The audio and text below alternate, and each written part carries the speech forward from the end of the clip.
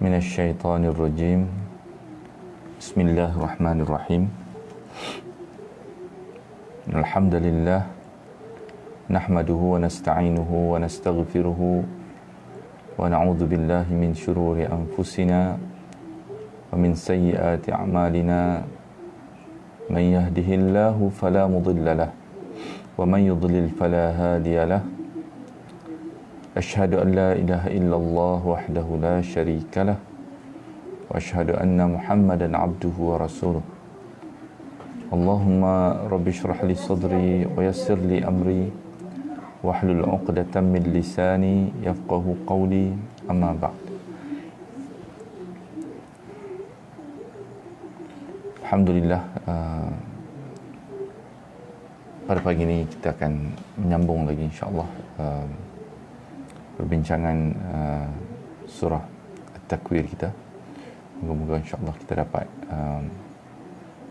dipercerahkan oleh Allah Subhanahu Wa Taala kefahaman tentang surah ini. Moga-moga Allah Subhanahu Wa Taala memudahkan untuk kita insya-Allah dan memberi petunjuk kepada kita memahami surah ini. Semalam insya-Allah kita telah pun mula membincangkan blok ayat 15 hingga 18 itu tentang sumpah yang Allah Subhanahu Wa Taala gunakan. Ayat 15, a'udzubillahi minasyaitonirrajim. Fala uqsimu bil khunnas al jawaril kunnas. Aku bersumpah demi bintang-bintang. Uqsim ni sumpah kan. Fala uqsimu bil khunnas, maka tidak, sekali-kali kan, fala, maka tidak, uqsimu bil khunnas, aku bersumpah dengan bintang. Sekarang kita telah sebutkan, bila disebutkan fala, la itu adalah untuk menafikan, maksudnya adalah menafikan apa yang dipegang ataupun dipercayai oleh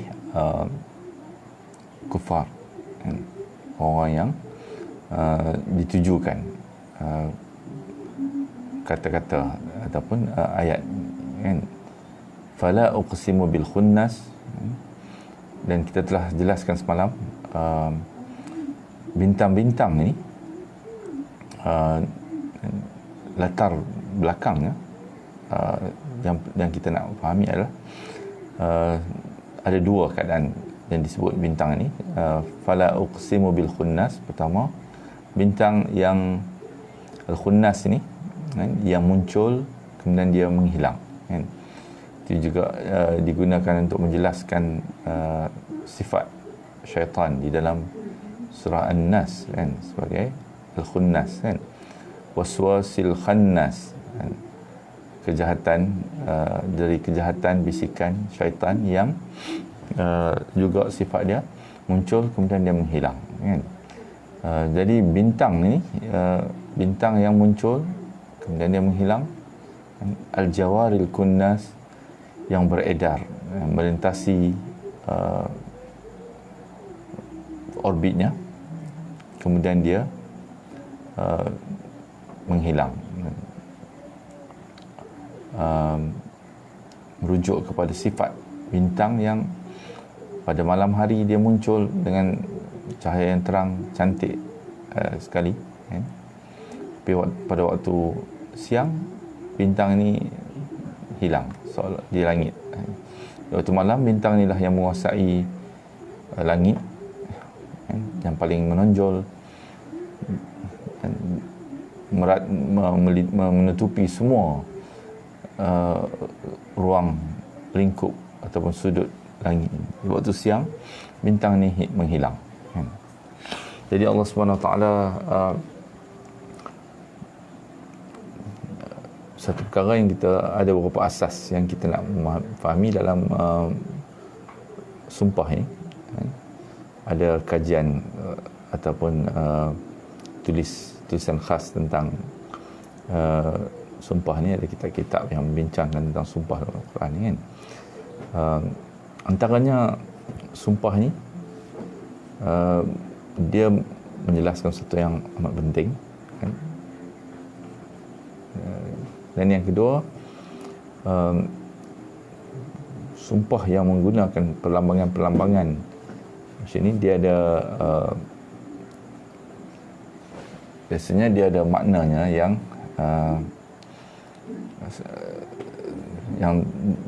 digunakan untuk melambangkan satu perkara yang tertentu kan. Macam nanti kita akan tengok dalam sekejap lagi tentang malam dan juga waktu fajar, waktu subuh kan. Jadi semalam kita sebut bintang-bintang ini kan, latar belakang kepada bintang yang Allah Subhanahu Wa Taala gunakan di sini adalah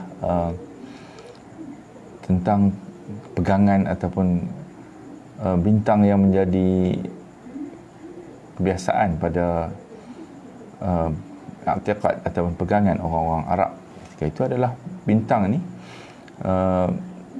Pertama, dia ada dua asas yang kita sebut semalam. Bintang ni mempengaruhi, mereka percaya bahawa bintang ni mempengaruhi kejadian sesuatu peristiwa kan? Dan dijadikan asas untuk mereka membuat keputusan sebagainya kan. Bintang ni boleh menyebabkan berlakunya sesuatu yang tak baik ataupun berlakunya sesuatu yang baik apabila dia sampai ke sesuatu kedudukan kan. Itu juga yang dipegang oleh kan? Ada orang gunakan bintang di zaman ini kan untuk menentukan ramalan-ramalan kan. Jadi dibahagikan bintang apa, saya lahir pada bintang apa dan sebagainya, maka akan memberi kesan kan, waktu tertentu akan jadi benda-benda ditentukan. Itu adalah pegangan mereka. Yang kedua, mereka juga mempercayai berkaitan dengan bintang ini bahawa para dukun, para ahli ramal, nujum, kahin kan? Kahin ini nujum kan? Dapat berhubung kan? Dengan jin kan? Yang selalu mencuri berita daripada alam ghaib ini. Dan jin ini mempunyai stesen-stesen kedudukan dia tentu yang menjadi pengkalan untuk mereka mendapat atau mencuri berita daripada alam ghaib.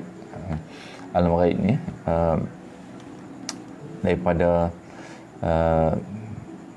Lauh Mahfuz kan, daripada di sisi Allah Subhanahu Wa Taala, dan berita-berita ghaib ini dibawa turun untuk disampaikan kepada para dukun dan ahli ramal ini, sehingga mereka boleh memberitahu kepada manusia tentang perkara ghaib yang manusia tidak tahu tapi mereka tahu kan. Ini adalah kepercayaan mereka, tapi Allah SWT menafikan ini kan. Sebab dalam Al-Quran juga Allah SWT telah menjelaskan tentang bintang kan? Dalam surah Al-Mulk kan, kita baca kan, wa ja'alnaha rujuman lisyayatin kan? Kami telah menjadikannya asabih atau bintang-bintang ini sebagai alat untuk merejam syaitan ini. Wa'tadna lahum azabas sa'ir, dan kami sediakan bagi mereka siksa neraka yang menyala-nyala kan. Maksudnya Allah SWT menjelaskan, Allah SWT dalam full control kan. Tidak mungkin jin ini dapat untuk mencuri-curi berita ini kan, dan membawa turun kepada para ahli ramal ini. Yang mereka gambar ataupun ceritakan kepada manusia itu semuanya adalah bohong belaka kan. Jadi implikasinya dengan fala uqsimu bil khunnas al jawaril kunnas, ini Allah Subhanahu Wa Taala menjelaskan bahawa sekali-kali tidak kan? Allah bersumpah dengan bintang-bintang ini bahawa Allah Subhanahu Wa Taala lah yang mengawal bintang-bintang ini semuanya, mengikut jadualnya. Bintang ini dia akan berjalan pada orbitnya mengikut jadual, mengikut ketentuan Allah SWT, tempoh-tempohnya yang tersendiri. Dan bintang ni juga akan ada masa dia akan menghilang, kerana Allah SWT yang menginginkan bintang itu berlaku seperti itu. Ini adalah implikasi daripada apa yang kita faham daripada sumpah ini kan. Jadi tidak ada seperti mana mereka fahami itu kan. Dan juga kan, apa yang kita akan sampai nanti adalah tentang apakah hubungan ini dengan Rasulullah sallallahu alaihi wasallam. Sebab ini adalah sebahagian daripada Allah Subhanahu Wa Taala mempertahankan atau menjawab bagi pihak Rasulnya, yang kita akan baca ayat-ayat seterusnya kan. Ayat 17 kan? Wal-laili idza as'as, dan demi malam, lail malam kan? Idza as'as, apabila malam ini telah bertukar menjadi gelap kan, dan menghilang dan berlalu pergi. Dia ada dua makna as'as ni. Satu, bila dia bertukar menjadi gelap. Makna yang kedua, dia menghilang. Malam ni hilang dan kemudian berlalu pergi, diganti dengan siang ataupun subuh, fajar yang datang kan. Jadi makna yang dipakai kat sini adalah makna yang kedua tu. Wal-laili idza as'as, dan malam apabila berlalu pergi kan. Kemudian was-subhi idza tanaffas, dan fajar waktu subuh bila. Dan idza tanaffas ni sebab semalam adalah maksud dia bernafas kan. Subuh yang bila dia muncul di waktu pagi dan bernafas kan. Bayangan kan, tanafas ini kan, sebenarnya dia bawa maksud kan, kedatangan fajar ini kan. Dan juga perkataan tanafas ini amat difahami okey, dalam penggunaan sastra bahasa Arab dan sebagainya, membawa gambaran seolah-olah fajar ini sedang bernafas berat atas beban daripada malam kan. Jadi bernafas fajar ini beban daripada malam yang gelap itu kan. Dan juga Allah Subhanahu Wa Taala lah yang mengangkat beban ini kan, dengan munculnya waktu siang ini menyebabkan perginya malam kan. Ini boleh kita fahami dalam konteks seperti mana dalam surah Ad-Duha, Allah Subhanahu Wa Taala wad-duha wal-laili idza saja. Waktu duha kan, dan waktu duha ni waktu bila matahari telah naik kan, di waktu pagi kan. Wal-laili idza saja, dan malam apabila malam ni sunyi kan, berlalu kan. Apa yang diceritakan surah Ad-Duha selepas itu adalah tentang bahawa Allah Subhanahu Wa Taala menjelaskan ma wadda'aka rabbuka wa ma qala, mempertahankan tentang Rasul kan, bahawa Rasul ini adalah Rasul yang mulia, Rasul Allah Subhanahu Wa Taala kan. Dan Allah Subhanahu Wa Taala akan sentiasa mengangkat nama Rasul ini kan. Jadi insya-Allah nanti kita akan sampai surah Ad-Duha kemudian kan. Tapi konteks yang kita dapat fahami daripada ini adalah malam ini kan, adalah ketika mana kemuncak kegelapan, waktu yang paling gelap dalam satu hari ini adalah sejurus sebelum datangnya fajar ni kan. Dia membayangkan pendustaan kufar dan penentangan mereka terhadap Rasul SAW yang menjadi beban yang berat di atas pundak Rasulullah SAW. Dan datangnya fajar dalam keadaan tanafas, bernafas kerana memikul beban malam kegelapan malam ini, kan, beransur-ansurnya kemudian dia akan menjadi siang, kan, adalah Allah Subhanahu Wa Taala yang mengangkat, kan, beban ini daripada Rasul SAW, dan Allah Subhanahu Wa Taala sendirilah yang akan menjawab, kan, tuduhan-tuduhan mereka terhadap Rasul SAW ni. Malah mereka sampai satu tahap yang mereka menyerang Rasulullah SAW ni, terutamanya apabila tiba tahun keempat, kelima daripada pengutusan Rasul. Mereka malah meletakkan najis belakang Rasulullah. Dalam hadis Imam Muslim menceritakan Rasulullah sedang solat di Kaabah, dan mereka datang meletakkan najis perut unta ni, kan, di belakang Rasulullah SAW, gitu kan. Tekanan yang berat sekali, kan? Dan inilah subhi idza tanaffas, kan? Subuh yang bernafas dengan berat ni, kan? Kerana menanggung beban malam ni, kan? Jadi perlambangan yang lebih kurang sama juga yang kita dapat fahami daripada surah Taha, kan, sebut tadi.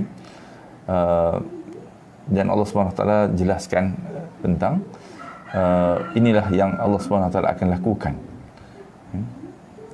untuk Rasulnya. Allah lah yang akan menghadapi tohmahan-tohmahan para kufar ini, dan Rasul SAW, kan, adalah sebenarnya penyampai yang menyampaikan wahyu Allah Subhanahu Wa Taala, dan tanggungjawab Rasulullah SAW, kan, menyampaikan, dan dia tidak bertanggungjawab terhadap mereka yang ingkar. Jadi kita baca dalam ayat seterusnya, ayat blok 19 hingga 21, ya. Innahu laqawlu rasulin karim. Innahu laqawlu rasulin karim. Sungguhnya Al-Quran itu benar-benar firman Allah, kan? Benar-benar, kan, ayat, kan, Al-Quran ini, kan, innahu laqawlu rasulin karim. Hu tu Al-Quran, kan.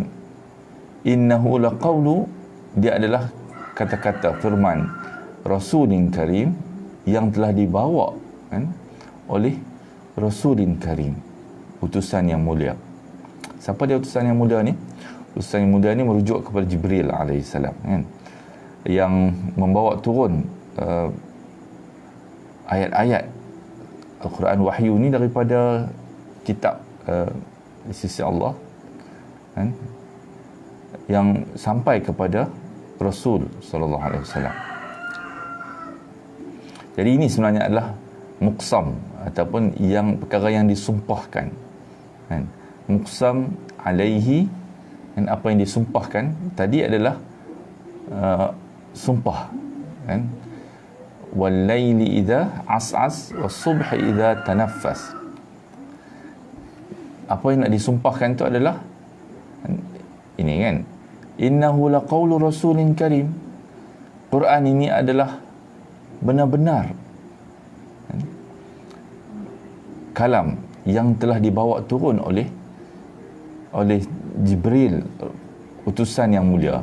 Apa yang nak ditekankan di sini adalah menafikan apa yang disumpah-sumpah yang pertama tu, kan, kerana mereka mengatakan bahawa apa yang berita-berita yang bunyinya pelik sangat, kan, ramalan-ramalan apa akan terjadi pada hari kehancuran, hari pembalasan yang disebut di awal surah ni, yang datang daripada mulut Rasul sallallahu alaihi wasallam, amat pelik. Ini semua adalah daripada jin yang dibawa turun daripada jin yang mencuri berita ni daripada alam gaib sana, kemudian sampai kepada Muhammad SAW. Cuma Muhammad SAW ni mengatakan bahawa ini datang daripada Allah Subhanahu Taala. Kan? Sebenarnya dia adalah berita jin seperti mana yang dibawa turun oleh ahli ramal, dukun-dukun. Kan? Itu adalah tuduhan mereka. Kan? Jadi muqsam alaih ni, bila Allah Subhanahu Taala menjelaskan apa yang nak disumpahkan ni, kan? Yang disumpahkan ke atasnya alaihi, Allah kata innahu laqaulu rasulin karim. Benar-benar bahawa qaul ini, kan, ayat-ayat yang datang daripada dalam Al-Quran ini adalah dibawa turun oleh Rasulin Karim, Jibril yang mulia, kan, utusan yang mulia, Rasul Karim, bukan daripada jin, kan. Dhi quwwatin 'inda dhil 'arsy makin. Malah Rasul Allah SWT yang membawa turun Al-Quran ini memiliki kekuatan, memiliki kedudukan yang tinggi di sisi Allah yang memiliki arsh. Pertama, apa dia implikasi yang kita faham ayat itu? Satu, Rasul Allah SWT ini sendiri, Jibril, dia mempunyai kekuatan, dhi quwwatin 'inda dhil 'arsy makin, di sisi, dan duduknya di sisi al-arsh, dekat dengan Allah Subhanahu Wa Taala. Jadi ada beberapa sifat kan, Jibril yang disebut dalam ayat ni, dalam ayat 21, kan, dhi quwwatin 'inda dhil 'arsy makin muta'in thumma amin. Kan, ditekankan tentang sifat-sifat Jibril alaihissalam ni sebab nak menjelaskan tentang satu perkara yang penting berkaitan dengan turunnya Al-Quran ini kepada Rasulullah. Apa yang disampaikan oleh Rasulullah SAW ni benar-benar datang daripada Jibril, dibawa turun oleh Jibril alaihissalam. Dan Jibril ini bukanlah seorang utusan yang lemah, yang boleh dipermainkan oleh syaitan, okey, yang boleh di intervene ataupun disekat dengan perjalanan berita ataupun ayat-ayat Allah SWT yang dibawa turun ni boleh dicuri oleh syaitan di tengah jalan, jin-jin ini, kan? Tapi sebenarnya dia adalah dhi quwwah. Ada 4 sifat yang disebut Allah SWT tentang Jibril, kan, yang menjadikan Quran ini amat berintegriti, kan. Dia datang daripada Allah Subhanahu Wa Taala. Pertama, dhi quwwah, pemilik kepada kekuatan, kan? Kekuatan dan keteguhan Jibril yang tidak dapat dipengaruhi atau dikalahkan oleh sesiapa pun, kan? Di dalam surah An-Najm, kan, disebut sebagai syadidul quwa dan dhu mirrah, kan? Syadidul quwa, amat-amat kuat, kan? Amat-amat syadid, kan?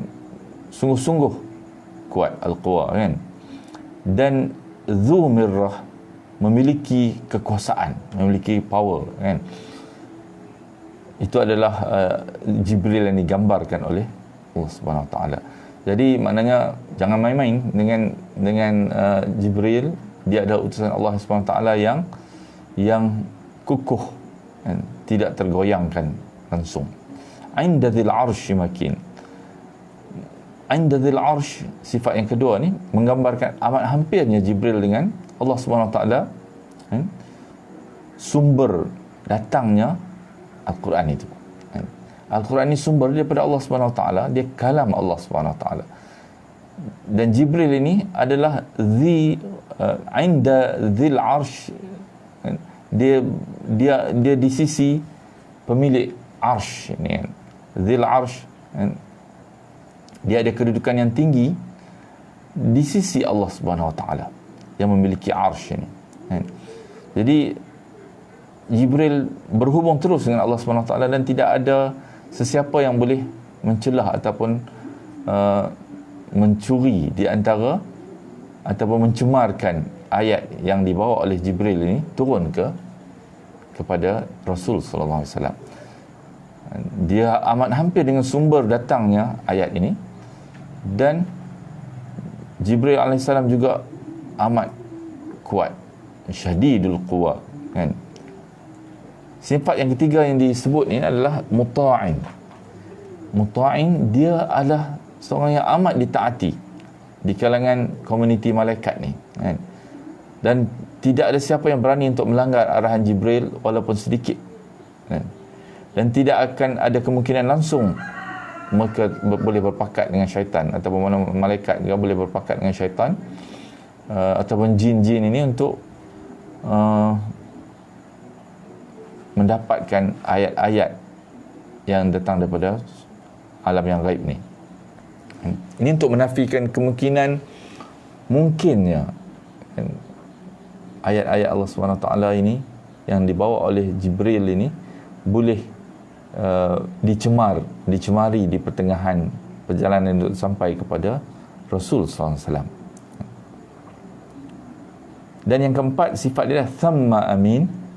Thamma amin, amat dipercayai. Thammah, kata thammah ni, kan, merujuk kepada penekanan, kan? Dia menunjukkan penekanan bila digunakan sebelum satu kata sifat yang tertentu. Dia menunjukkan penekanan, kan? Menambahkan nilai, kan?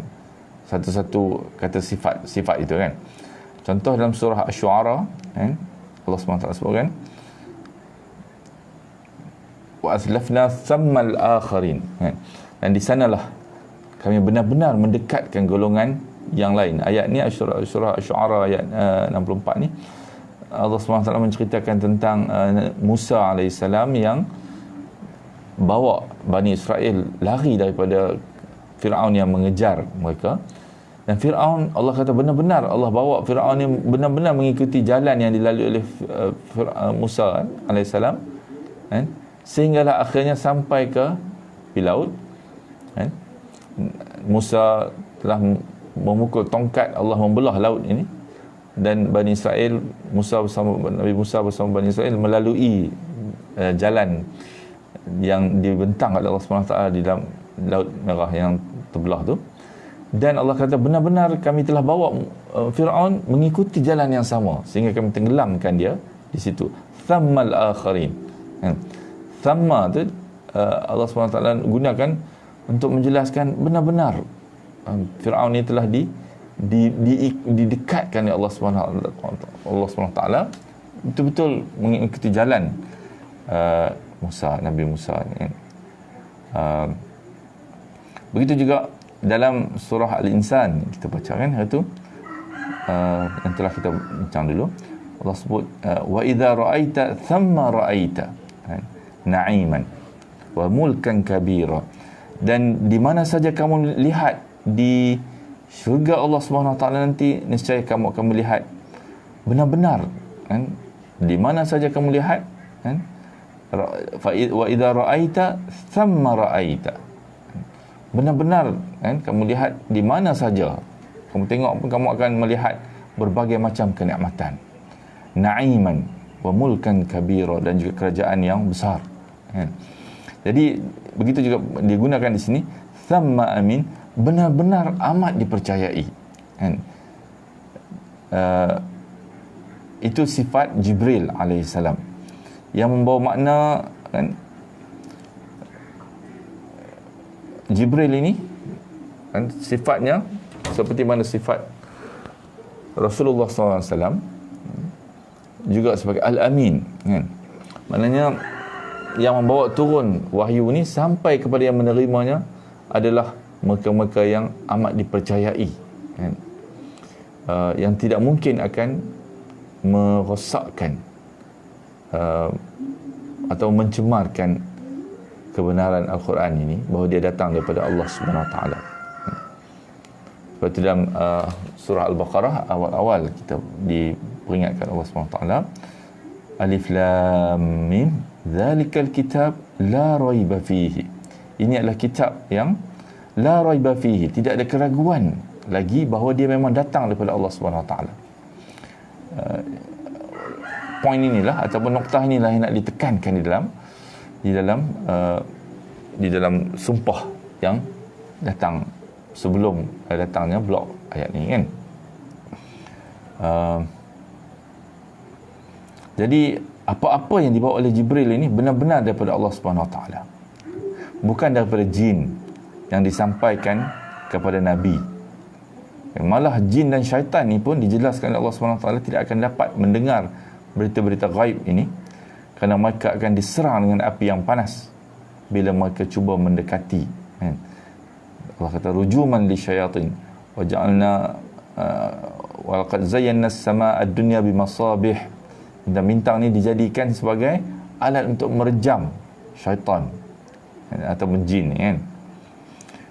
Jadi apa yang disampaikan oleh jin, oleh syaitan ini kepada peramal-peramal, dukun-dukun ni, yang mereka dakwa sebagai diterima daripada alam yang gaib, kadang-kadang mereka buat dengan cara menurun dan sebagainya, tak sedar diri dan sebagainya, boleh bercakap dengan jin, syaitan ni untuk mendapatkan berita yang gaib ini, berita yang manusia tak tahu, kan? Seolah-olah digambarkan dia datang daripada sumber yang hebat, kan? Sebab jin dan syaitan ni, kalau tidak, dari mana dia boleh datang mengetahui perkara-perkara yang gaib yang manusia tidak tahu ni. Jadi pembohongan daripada jin dan syaitan ni mengatakan bahawa dia datang daripada apa yang dicuri daripada si Allah Subhanahu Wa Taala. Dan ini juga yang mereka tuduh kepada Rasulullah, tapi Allah Subhanahu Wa Taala menafikan dengan keras sekali, kan? Dan ini adalah semua penipuan. Tidak ada langsung sebenarnya apa yang bocor daripada alam gaib sana, kan? Yang datang daripada, yang telah mereka berjaya curi daripada sisi Allah Subhanahu Wa Taala. Kerana terutamanya Al-Quranul Karim, kan, yang dibawa turun ni adalah semuanya daripada Allah Subhanahu Wa Taala, daripada sumbernya, puncanya, kan? Dan dibawa turun oleh personality, oleh utusan Allah Subhanahu Wa Taala yang amat hampir dengan Allah Subhanahu Wa Taala sendiri. Dia dapat daripada sumber yang asal, kan? Dia boleh berhubung terus dengan sumber yang asal ni, kemudian dialah yang membawa turun, kan, sumber ayat-ayat Allah SWT ini, kan, terus, kan, dengan kekuatan dia, tidak ada siapa pun yang boleh mengganggu atau menggugat dia di tengah jalan, kan, sampailah kepada Rasul yang juga Al-Amin, amat dipercayai, kan.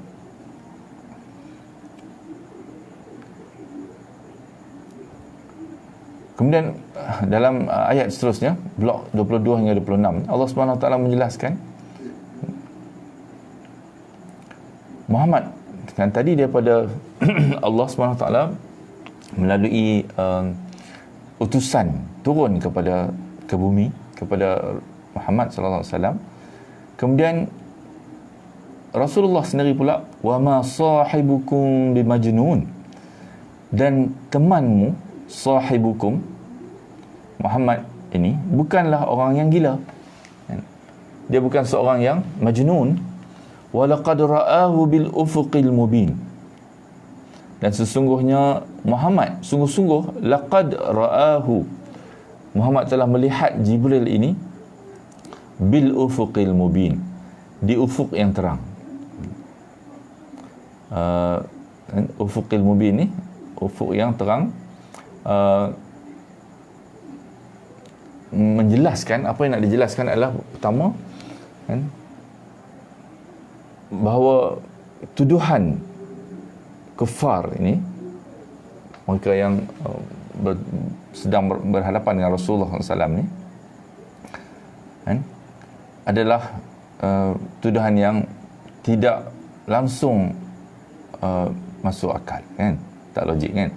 Allah nak menjelaskan bahawa kufar ini sepatutnya mempercayai apa yang dibawa oleh Rasul, kan, yang disampaikan kepada mereka, dan amaran serta peringatan mereka, kan, mereka mesti mempercayai, kan, apa yang diberi amaran oleh Rasul dan peringatan daripada Rasul ni sepatutnya mereka terima, kan.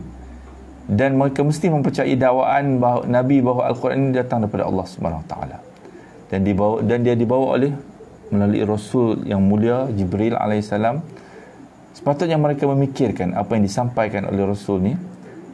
Sebaliknya mereka menuduh dia sebagai gila ataupun sebagai peramal yang mendapat berita daripada gambaran daripada sumber yang daripada jin kan.